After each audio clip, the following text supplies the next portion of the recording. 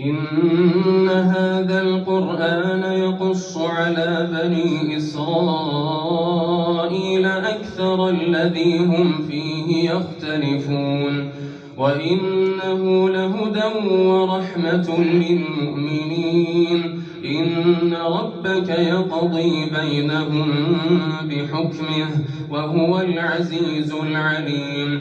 فتوكل على الله إنك على الحق المبين.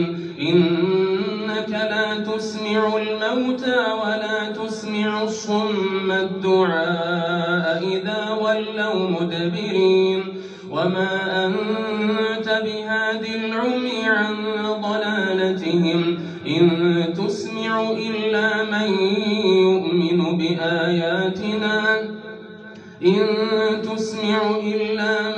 يؤمن بآياتنا فهم مسلمون.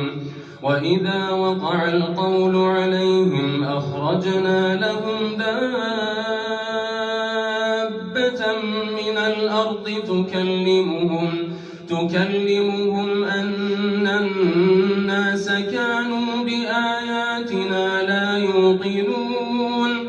ويوم نحشر من كل أمة فوجا ممن يكذب بآياتنا فهم يوزعون.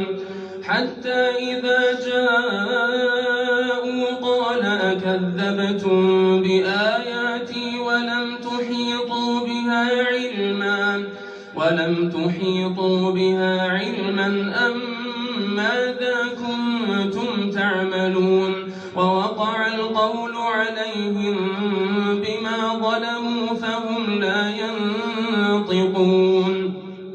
ألم يروا أنا جعلنا الليل ليسكنوا فيه والنهار مبصرا إن في ذلك لآيات لقوم يؤمنون.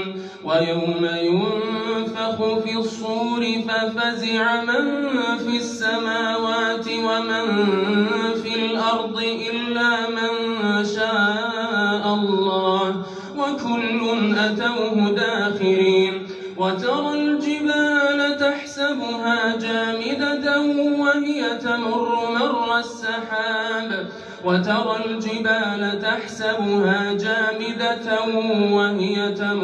مر السحاب صنع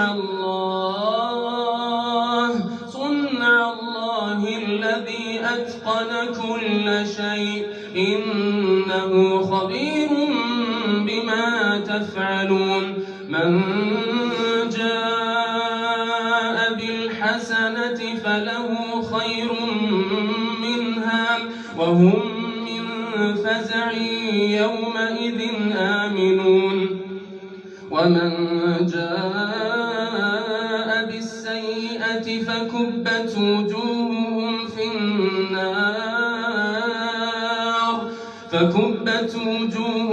في النار هل تجزون إلا ما كنتم تعملون. إنما أمرت أن أعبد رب هذه البلدة الذي حرمها وله كل شيء وأمرت أن أكون من المسلمين وأن أتلو القرآن. فمن اهتدى فإنما يهتدي لنفسه ومن ضل فقل إنما أنا من المنذرين. وقل الحمد لله سيريكم آياته فتعرفونها وما ربك بغافل